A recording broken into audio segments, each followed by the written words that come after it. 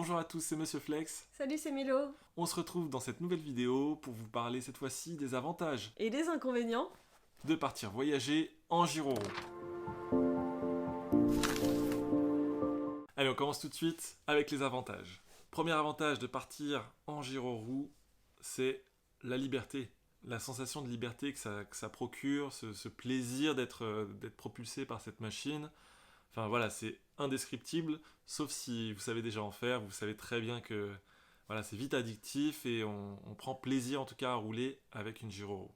Ça permet aussi de vraiment passer par des petits endroits où on serait jamais passé en voiture ou forcément en train, en avion. Donc c'est vraiment l'équivalent d'un vélo, sauf que bon, forcément, c'est un petit peu moins physique, même si c'est quand même physique. Hein. Je vois déjà des mauvaises langues nous traiter de feignants. Il y a quand même aussi du physique dans la Giroro. Mais voilà, vous allez passer vraiment par des petits villages, des petites routes que vous auriez jamais empruntées autrement. Et ça vous fait vraiment parfois découvrir les destinations d'un autre œil et puis au plus près de la population. Donc nous, c'est vraiment ce qu'on recherche lorsqu'on voyage. Deuxième avantage, C'est ultra compact. Alors là, je comparais avec le vélo. Pour le coup, la Giroro, ça n'a rien à voir. Vous voulez prendre le bus, le train, euh, même dormir. ouais, faire du stop, on monte tout de suite dans une voiture. C'est vraiment, ça prend pas plus de place qu'un bagage, une valise standard. D'ailleurs, on confond souvent avec une valise lorsque les gens connaissent pas et nous pensent que c'est une valise high-tech. C'est assez marrant. C'est facilement rangeable, je sais pas si c'est correct, mais dans le sens où au lieu de le laisser dehors, vous pouvez facilement la mettre dans un local, dans un casier, ou même à l'intérieur d'un magasin, vous pouvez l'attacher à l'intérieur. Là où le vélo, on On vous a la embêtera un peu plus, trottinette. quoi. Ou C'est même une vrai trottinette, effectivement. qu'on est rentré dans des endroits où c'était panneau trottinette interdite et bon, là, on n'a même pas remarqué qu'on Ouais, c'est ça. trimballait avec nous les gyroroues, donc ouais. Troisième avantage, c'est vrai que ça aide beaucoup à rencontrer des gens, à communiquer avec des personnes qui ne seraient jamais venues vers nous ou on ne serait jamais venu vers elles, parce que voilà, c'est un objet qui va les intriguer, ils vont nous demander ce que c'est, comment ça fonctionne, et ça permet bah, voilà, de parfois faire des rencontres.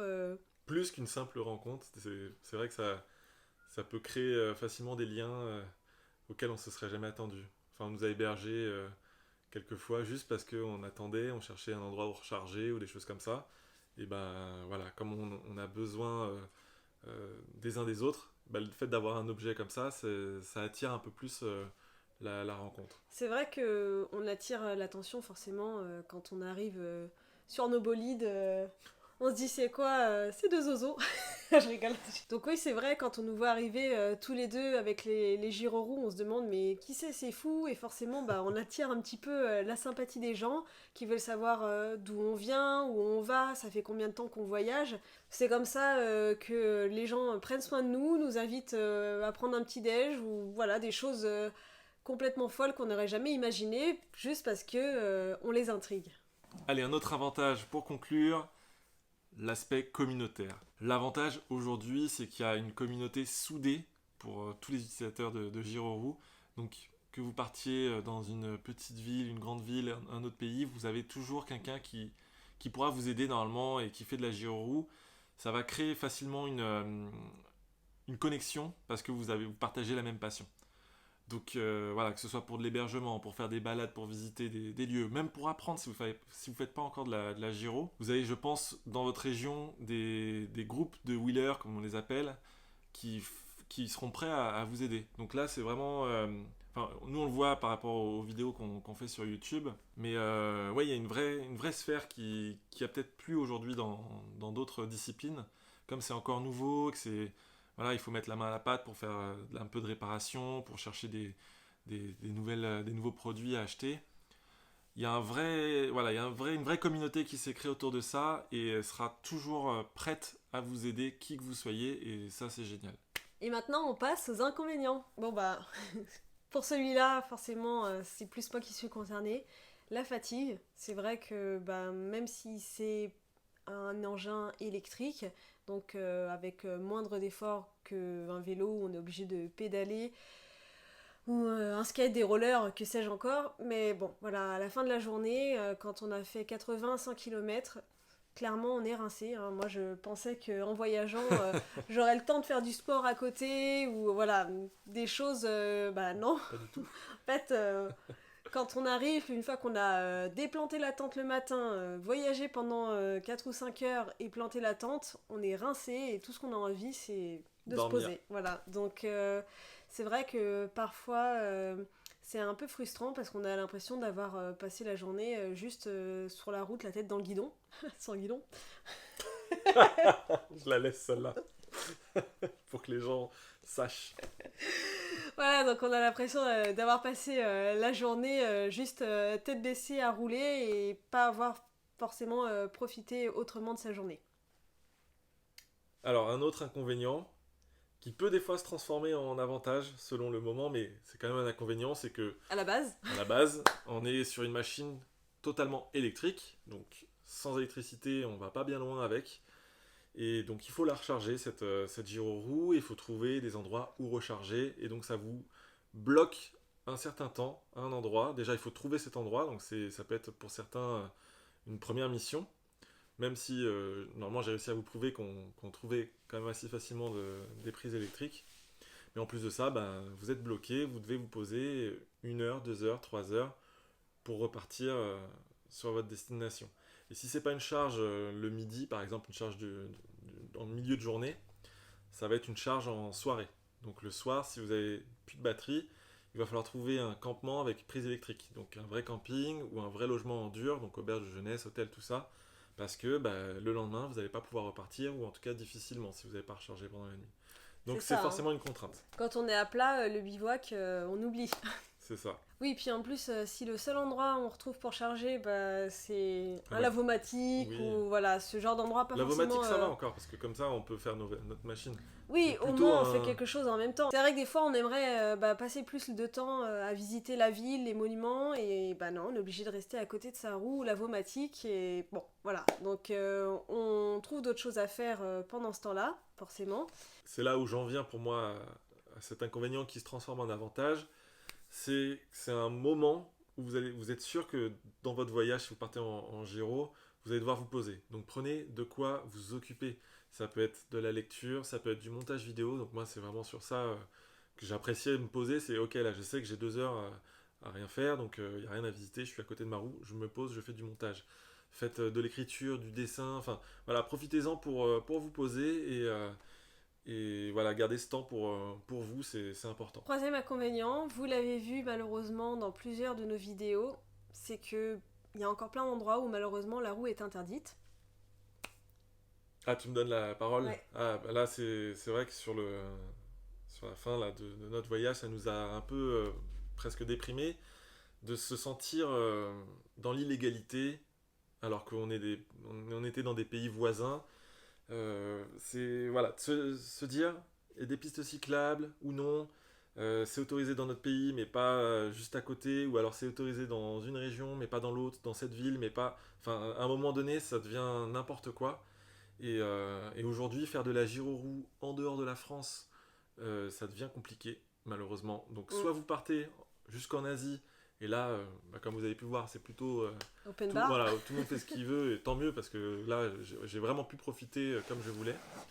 Dans les pays du Nord, bah, Danemark, Allemagne, et je crois que même la Suède et tous ces pays-là, c'est interdit. Pays-Bas, forcément aussi. Pays de l'Est, c'est autorisé, hein, tout ce qui est Pologne, Lituanie, Lettonie, Russie, voilà. Mais le cœur, sauf la France, hein, ça devient compliqué. Hein, l'Italie, l'Espagne, il y a quoi d'autre encore? Le Portugal. Portugal. Portugal, non, j'ai pas eu de soucis. Ah oui. J'ai pas eu de soucis. La Suisse. La Suisse, interdit. Enfin, voilà. C'est aujourd'hui, on prend un vélo, on prend sa voiture, on prend autre chose, il n'y a pas de souci. Vous savez que vous passez une frontière, mais le vélo n'est interdit nulle part. Par contre, vous partez avec votre gyroroue et là, il va falloir prévoir un itinéraire différent de ce que vous avez envie de faire parce que c'est interdit. Donc c'est vraiment ouais, dommage. Aujourd'hui, voilà, c'est dommage et on espère que ça évoluera. Au moins en Europe, qu'on ait une loi globale, quoi. Enfin bref. Une loi globale qui autorise. Oui, qui autorise. Qui autorise. Ouais, parce que imagine, il passe une loi globale. Non, Interdiction. déjà, on espère qu'en France, les lois évoluent aussi parce que tu vois, on peut pas rouler partout. Typiquement, s'il n'y a pas de piste cyclable entre deux villes et que le seul chemin, c'est une route de campagne ou une départementale, on n'a pas le droit de la prendre, alors qu'à vélo, on a le droit. Donc, bref, ça c'est un autre sujet, c'est un autre débat.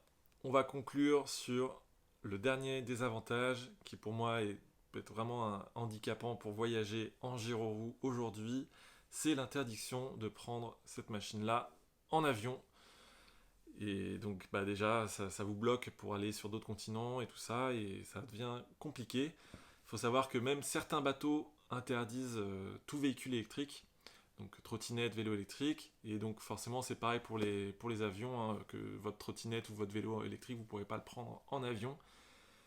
Et donc ça, c'est handicapant. Handicapant parce que si vous voulez, par exemple, quand j'étais en Asie et que j'ai voulu envoyer ma roue sur le continent américain, et le seul moyen c'était par bateau et aucun transporteur ne voulait prendre cette roue en bateau. Je voulais prendre un porte-conteneur, donc voyager moi-même dans un porte-conteneur, donc c'est possible, ça prend une vingtaine de jours pour traverser l'océan. Mais voilà, c'était une expérience que j'étais prêt à vivre. Mais en fait, même ça, je pouvais pas venir avec ma gyroroue dans le bateau, il aurait complètement... Enfin, il l'aurait pas prise avec eux dans les soutes. Donc, avion, bateau, il reste quoi ? Plus grand chose. Mais en fait, il y a quand même des sociétés qui s'occupent d'envoyer des véhicules à droite à gauche, mais ça coûte quasiment la moitié du prix d'une roue. Donc, si vous avez besoin d'une roue pour une semaine en vacances, vous partez par exemple au Canada ou dans un autre pays, voilà, vous n'avez pas trop de solutions aujourd'hui à part acheter sur place ou louer, et encore les services de location, ça n'existe pas. Voilà, donc il y a Alors, peut-être... Vas-y. par contre, dans tous les trains qu'on a fait, il n'y avait pas de souci. Une ou deux fois, on nous a fait remarquer qu'il fallait faire attention et qu'on aurait dû prendre un bagage supplémentaire. Mais pour les bus, il y en a un ou deux qui nous a dit que normalement c'était pas autorisé. Ils ont quand même été cool et ils nous ont prises. Mais bon voilà, si on tombe sur quelqu'un qui est vraiment qui veut rien entendre, on sait pas comment ça peut se goupiller cette affaire. Ouais. On va conclure là, mais c'est vrai qu'il y a là, tu soulèves un point qu'il y a peut-être ça 2 ans, on ne connaissait pas encore. C'est que les transporteurs, donc camions, conducteurs de bus, ils savent ce que c'est maintenant. Ils savent ce que c'est et ils ont des réglementations, comme tu as dit, d'interdire normalement tout véhicule électrique. Il y en a encore qui prennent ça pour des valises high-tech. Ouais, il y en a encore quelques-uns, mais en vrai, c'est vrai que maintenant les gens commencent à savoir ce que c'est. Ils assimilent ça à une trottinette électrique, et si déjà ils interdisent les trottinettes électriques, ils interdisent aussi la gyroroue. Et alors qu'il y a de ça un an ou deux, personne ne disait rien, je mettais la roue dans le coffre d'un bus, et ça passait tranquille. Mais aujourd'hui, voilà, il y a quelques petites réglementations, comme la trottinette a pris une ampleur importante en Europe. Voilà, il y a des réglementations, je pense, où maintenant la trottinette va être interdite, on risque aussi d'être interdit pour le transport, quoi. Bon, a priori, train et puis autostop, il n'y aura jamais de souci de ce côté-là. C'est ça. Donc au moins... déjà, avec le train, on peut aller vraiment loin. Oui. Maintenant, c'est un budget aussi, des fois. Mais c'est vrai qu'on peut relier quand même pas mal de destinations assez rapidement. Donc au lieu de prendre l'avion, on peut prendre le train. C'est plus écologique en plus de prendre le train. Mais dès qu'on veut aller sur un autre continent, ça devient compliqué. Donc c'est quoi ta solution ? La solution, pour l'instant, je l'ai pas. Si, la solution, elle se glisse dans les avantages, c'est la communauté. C'est se renseigner sur les groupes de wheelers qu'il y a dans le pays, dans la ville où vous allez, pour essayer de récupérer une roue, vous la louer une semaine. Enfin, voilà, je sais que ça peut se faire, ça peut se faire, mais c'est pas encore bien automatisé. On va créer une application. Allez, on se retrouve dans la prochaine vidéo pour créer une application sur louer une gyroroue à travers le monde. On attend aussi, comme d'hab, vos commentaires avec les avantages et les inconvénients si vous êtes utilisateur. Si vous êtes futur acquéreur, vos craintes sur la gyroroue. Et puis si là vous êtes tombé là par hasard, écoutez, merci d'avoir suivi cette vidéo. Qui que vous soyez, merci beaucoup. C'était Monsieur Flex et Mélo. Ciao, ciao.